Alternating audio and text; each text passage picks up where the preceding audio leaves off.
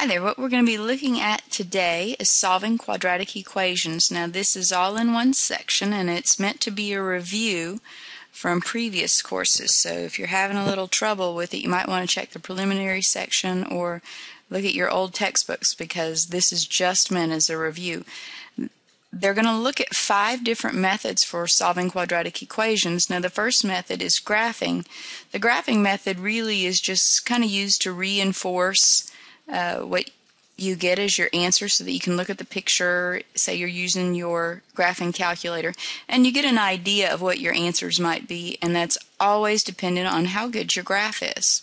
You can look at my graph and you can see I'm trying to draw with this crazy pen, so my graph is kind of off a little bit, but it looks to me like the answers, if they're whole numbers or integers, it would be at -3 and 2. Kind of looks like what mine would be. I'm not really sure if that's a 2 because my graph is kind of slid a little bit, but I can get the algebraic answers, which will give me the exact answers. And the algebraic methods, which are numbers 2 through 5, you can use any one of these methods and you'll get the same exact answer. It's just you look at your problem and you decide which of those methods you want to use. The first method I usually try to use is factoring because it's my favorite. I've done it a bunch and it's pretty quick and easy. So I'm going to try that method with this one, and I'll factor this little sucker, and I'll see that, let's see, in order to get an x squared I need an x and an x. In order to make a 6, it's a 1, a 6, or a 3 and a 2. I think it's going to be a +3 and a -2. That's my guess. I'll do a quick check. X squared plus 3x minus 2x is indeed a plus x, and then I get my -6. So yeah, that's it. And I get that my answers are 2 and -3, which is what I thought they were from graphing, but that's only because they're beautiful numbers sitting on the graph and they're integers. But clearly this graph could have been a 1.8 or 1.7. I don't really know what it is from this graph because my graph is not that accurate. So we're going to look at some of the other methods here next. Quadratic equations are of the form ax squared plus bx plus c whenever you look at them. Now they might not be given to you like that. You may have to manipulate them. Look at the example that I have above. You can see that I have 2x squared equals 19x plus 33. Kind of looks like the above, where I have some coefficient in front of the x squared, something in front of the x, which would be my b, and then some number just sitting there by himself, but not exactly.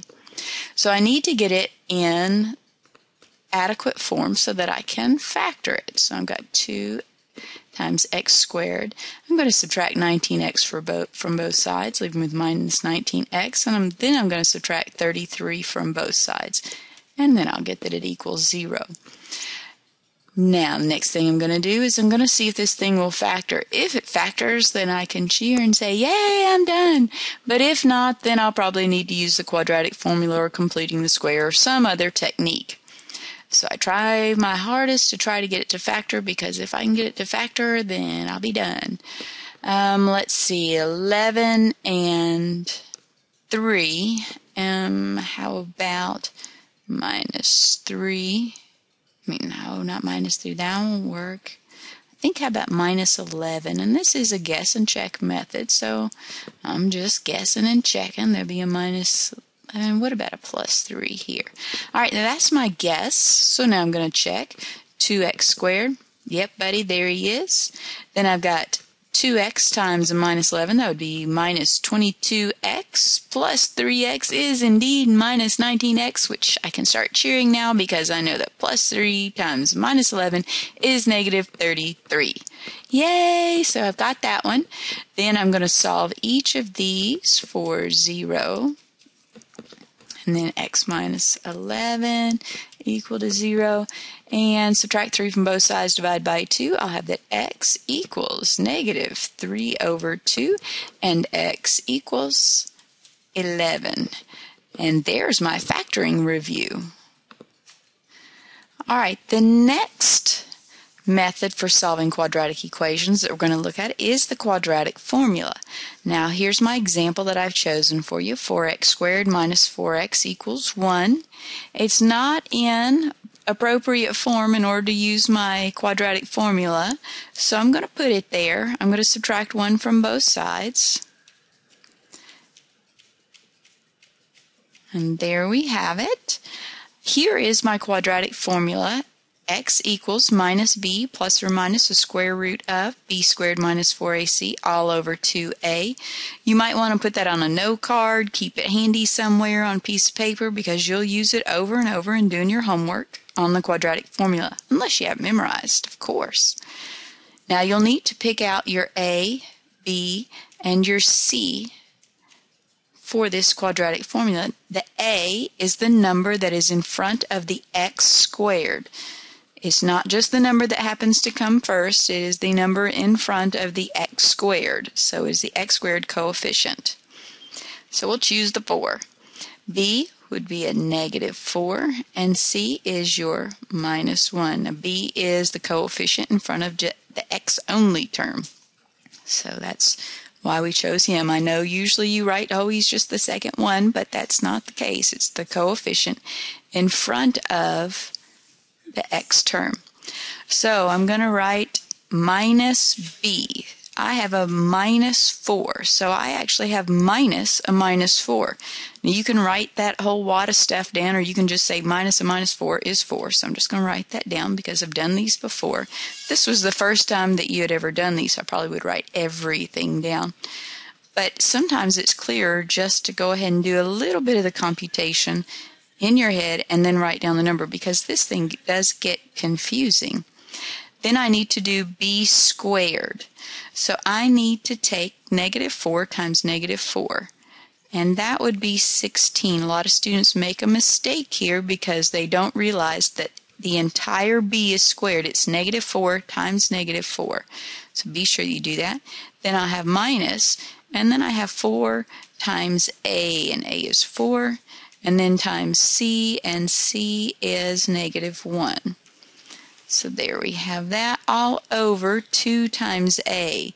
A is 4, so 2 times 4 is 8. And I'm just going to write that little sucker down just like that. It's going to equal 4 plus or minus the square root of. Then here, remember your order of operations.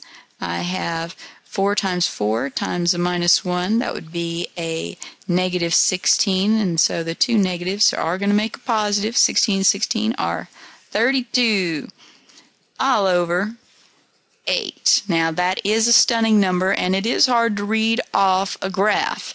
I need to simplify it a little bit. In fact, it is extremely difficult to read off a graph. You'll just get a decimal number. You wouldn't be able to get that. The square root of 32 simplifies. It's a 16 times a 2, so I'm going to pull out the 16. And when I pull out the 16, the square root of 16 is 4. So I'll write that little guy down, all over 8. Once again, this reduces even more, as you'll see that happen in your homework quite a bit. There's a 4 inside of each one of these. Notice the entire thing divided by 8, so don't just cancel 2 of them.